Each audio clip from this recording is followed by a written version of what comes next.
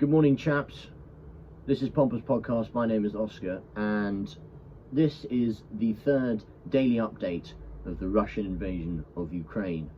The date is Saturday, the 26th of February 2022, and following is going to be all the latest news and updates from Ukraine in a bite-sized little 5-minute video, so it's nice and easily digestible.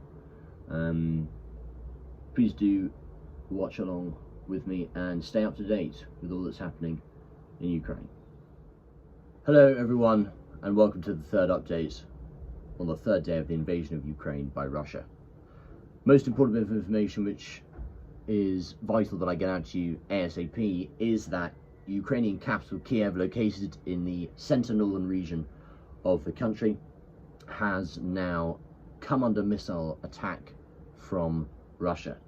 However, Russia is yet to break through the defences and, arguably more importantly, the defenders, who are heroically defending their capital city from the north, where the Russians are currently advancing from. Now, I'm going to pop up a little picture here, and this is all of the land that Russia currently controls following the 3 days, after these 3 days of the invasion have passed. As you can see, they have a northern corridor above Kiev, past Chernobyl to the Belarusian border, where they launched their northern attack. They also have land on the eastern side, bordering Russia. They have the separatist regions, Donetsk and Luhansk.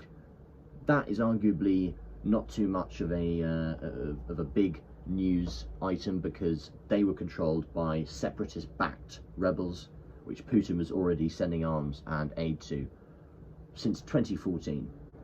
Now, Russia has also claimed that it's captured the city of Melitopol in the south, in the southern region, and as you can see on this, on the map right here, they've gained quite a sizable chunk of land north of Crimea, which was annexed by Russia in 2014. And this, straight out of the Ukrainian Health Ministry, is the figures of the amount of Ukrainians which have died as a result of the invasion. And this number stands at 198. And as I say, came straight from the Ukrainian Health Ministry.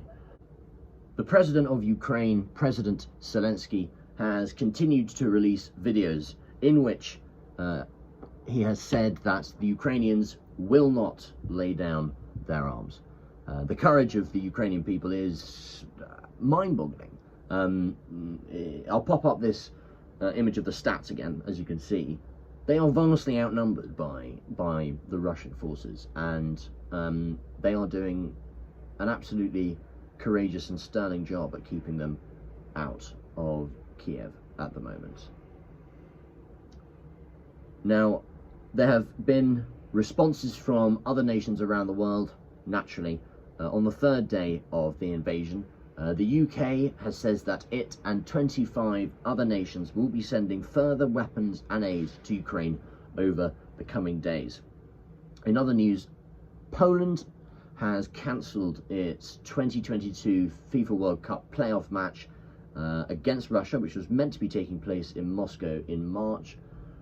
Poland have suspended that, so that will not be going ahead.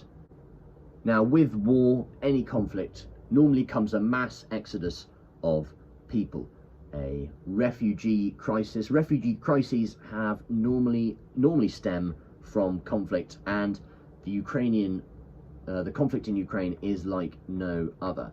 The UN estimated that 100,000 people have escaped Ukraine over the last 24 hours. Most of these people will have escaped through the western border with Poland. We could only feel for these Ukrainian people having to escape their homeland from war, and I wouldn't be surprised if a refugee crisis has begun, and will turn into a major issue over the next coming weeks and months if the conflict goes on for that long. Well, that is everything that I have to give you today. Thank you so much for watching.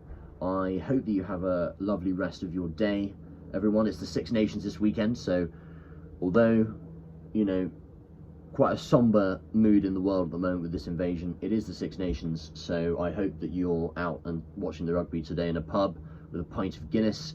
If you're supporting Wales today, anyway, thank you so much for watching, and look out for the update on day 4 tomorrow.